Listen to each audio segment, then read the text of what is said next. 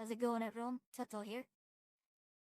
Today I'll be talking about something very important that relates to most people and used to relate to myself even. But nowadays I've learned a lot, so I want to share my mindset with you all today. And that is to use the internet as a tool that helps you rather than a vehicle that companies can exploit as you mindlessly engage with things. So what is the underlying issue here? Well, when you're constantly clicking for what's new and what's trending, you're chasing after a high that can never really be satiated. There's infinite content on the internet. Whether it be beneficial or not really is up to you and your algorithm. Yeah, that video talking about how this guy did this and that outrageous thing might be informative, but how does it affect you in any way? There will always be outraging discourse on the internet because there will always be outraging discourse in real life. That's why it's important to pay attention to what generally benefits you rather than what is political. Now let's talk about some ways we can moderate our internet habits.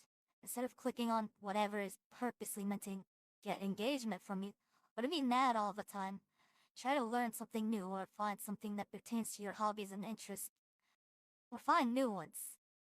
That's why I think learning about different cultures is so important, because culture brings community, and most of the time it brings growth. Even cultures that you don't necessarily completely agree with can bring important things that you can learn about. Because no matter what, you can learn from people, no matter the kind of person they are. And if you can learn something from someone you disagree with, then it's easier to reach common ground with that particular community they represent.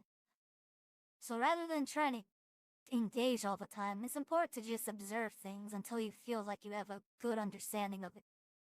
I'm not saying to completely cut out the internet from your life, but just to understand what you're doing with it.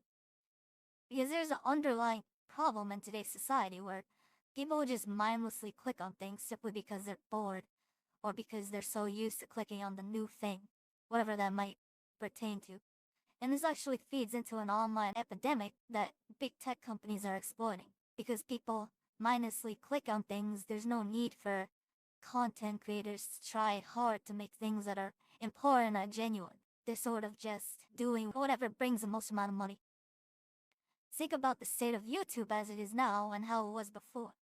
There used to be a time where YouTube was treated just like a place for people to share videos, but now it's been so commercialized that most things posted here are just for the sake of drawing engagement. And on top of this, big tech companies will try to understand parts of your brain to understand who you are and essentially use it against you. Think about all the bait on the internet that gets posted on social media. Why is it even being dished out to you? Because the algorithm knows you. Maybe even better than you know yourself. It knows what you engage with. So stop responding to bait. It's a very important skill to have in this day and age. So yeah, stop responding to bait. And use the internet as a tool that helps you.